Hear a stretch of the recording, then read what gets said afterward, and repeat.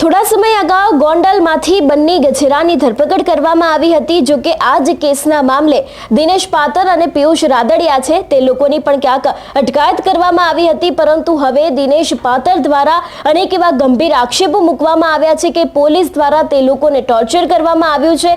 એટલું જ નહીં, ક્યાંક તેમને પૂર્વ ધારાસભ્ય જયરાજસિંહ જાડેજા ઉપર પણ અનેક એવા આક્ષેપો કર્યા છે। શું છે સમગ્ર વિષય, તેમના દ્વારા કયા મોટા આક્ષેપો કરવામાં આવ્યા છે, તેના વિશે વાત કરીશું આજના આ વિડીયોમાં। નમસ્કાર, હું હંસિની અને તમે જોઈ રહ્યા છો નિર્ભય ન્યૂઝ। ગોંડલ છેલ્લા ઘણા સમયથી ચર્ચાનું કારણ બન્યું છે। આપણે જોયું કે એક બાદ એક ગોંડલમાંથી ઘટનાઓ સામે આવી રહી છે, પરંતુ જો વાત કરવામાં આવે બન્ની ગજેરા વિશે તો એ અવારનવાર અલ્પેશ ઢોલરિયાના વિરુદ્ધ જેટલા પણ સોશિયલ મીડિયામાં પોસ્ટ કરતા હતા તે જ મામલે અલગ અલગ પોલીસ સ્ટેશનમાં તેમના વિરુદ્ધ ગુના નોંધાયા હતા અને અંતે તેમની ધરપકડ કરવામાં આવી હતી। પરંતુ જો વાત કરવામાં આવે કે તેમની સાથે કોંગ્રેસના અગ્રણી છે દિનેશ પાતર અને તેની સાથે પિયુષ રાદડિયા છે તે લોકોની પણ ક્યાંક અટકાયત કરવામાં આવી હતી અને હવે દિનેશ પાતર દ્વારા એક સૌથી મોટો ખુલાસો કરવામાં આવ્યો છે કે પોલીસ સ્ટેશનમાં તે લોકોની સામે અનેક એવા ટોર્ચર કરવામાં આવ્યા છે અને ખાસ કરીને તેમની તબિયત બગડતાની સાથે તેમને હોસ્પિટલમાં પણ લઈ જવામાં આવ્યા હતા। એટલું જ નહીં, તેમને ગોંડલના પૂર્વ ધારાસભ્ય જયરાજસિંહ જાડેજા ઉપર પણ અનેક એવા આક્ષેપો કર્યા છે। એટલે ખાસ કરીને જે પ્રમાણે વાત કરવામાં આવી એ પ્રમાણે કે જે પોલીસ છે તે લોકો દ્વારા પણ તેમના ઉપર ટોર્ચર કરવામાં આવ્યું હતું અને તેની જ સાથે તેમને પૂર્વ ધારાસભ્ય ઉપર પણ અનેક એવા જે આક્ષેપો છે તે પણ કર્યા છે। સૌથી પહેલા તો દિનેશ પાતરને સાંભળીએ કે તે આ વિષયને લઈને શું કહી રહ્યા છે। અરે ભાઈ સાહેબ, ધરપકડ તો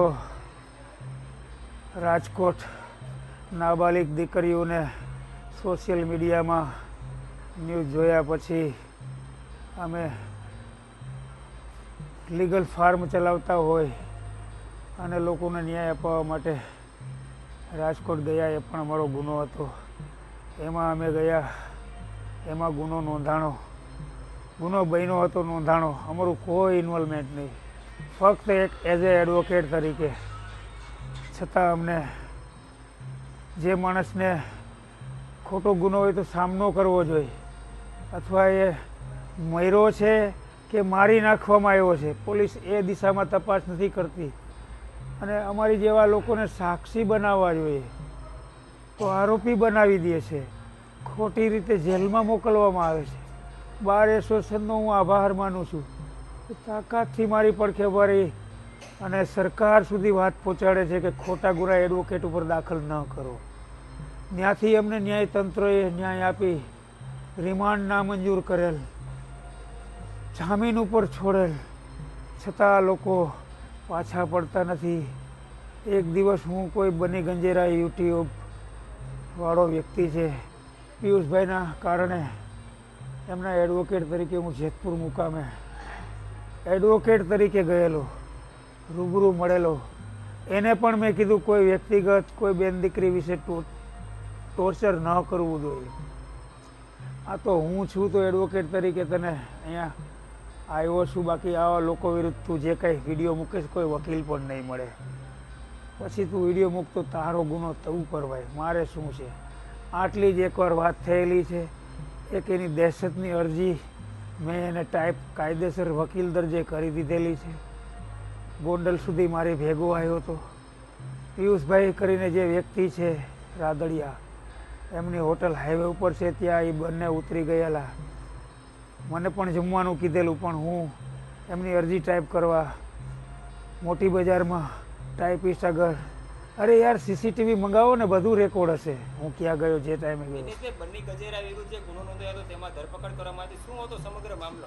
બન્ની ગજેરા અગર કદાચ બોલાવવામાં આવ્યું હોય કે સ્ક્રિપ્ટ તૈયાર, અમારો કોઈ બન્ની ગજેરાને કોઈ ક્યાંય પણ ગુનાહિતમાં ક્યાંય પણ સપોર્ટ કરવામાં નથી આવેલો અને કરેલ પણ નથી। એઝ એ એડવોકેટ તરીકે એક દિવસ એની ભેગો ગયેલો હતો અને કાયદા કાનૂન જે અમારો ફંડામેન્ટલ રાઇટ હોય એ સિવાય મેં કોઈ કાર્ય કરેલ નથી। પરંતુ અમને ચોક્કસપણે લાગે છે કે આવા ગુનાહિત પ્રવૃત્તિ કરતા લોકો જે આ લોકો સાથે જોડાયેલા છે એમની વિરુદ્ધમાં અવારનવાર અમે તાકાતથી ન્યાય માટે ફરિયાદીઓને ન્યાય અપાવવા માટે તાકાતથી વકીલાત કરતા હોય, એટલે અમને પેલા ડેમેજ કરવાનું 100% કાવતરું છે। એટલે તાલુકા પોલીસ સ્ટેશનની અંદર પિયુષભાઈ રાદડિયાને પણ ગેરકાયદેસર અટકાયત નામ ખોલાવીને કરી 24 કલાક રાખ્યા. તમારી સાથે શું બનાવ બન્યો છે તાલુકા પોલીસ સ્ટેશનમાં? મને પણ જાણવા મળ્યું કે પિયુષભાઈને તાલુકા પોલીસ સ્ટેશને લઈ ગયેલા છે. એટલે એક એડવોકેટ તરીકે ક્લાયન્ટને ન્યાય અપાવવા મારો ફંડામેન્ટલ રાઇટ હોય. હું ત્યાં જઈને અધિકારીને મળું છું તો મને સીધો જ એમના બાજુની ઓફિસમાં લઈ અને એમના કર્મચારીને કહી અને એરેસ્ટ કરવા છે. તમને ગેરકાયદેસર એરેસ્ટ કરવામાં આવે છે.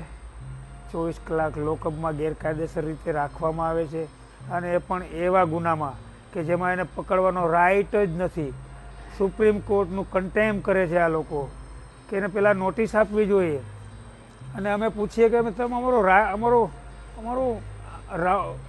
આ જે ગુનામાં અમને ધરપકડ કરો છો એમાં અમારો રોલ શું છે એટલું તો ખાલી કહો તો અમે અમારા એડવોકેટને કહીએ કે મારો આવો રોલ ભૂલથી થઈ ગયો હોય તો અમને કોઈ એડવોકેટને પણ ન મળવા દે, અમારા આગેવાનોને પણ મળવા ન દે. દિનેશભાઈ, થોડી વાર પહેલા સારવારમાં આવ્યા ત્યારે તમે પોલીસ પર આક્ષેપ કરી રહ્યા હતા કે માર મારવામાં આવ્યો હતો. શું હતો એ સમય? અરે યાર, ધમકીઓ આપતા હતા કે તમને તો હજી માનસિક ટોર્ચર તો કોના કરશું જ. દ્વારા ધમકીઓ આપવામાં આવતી હતી?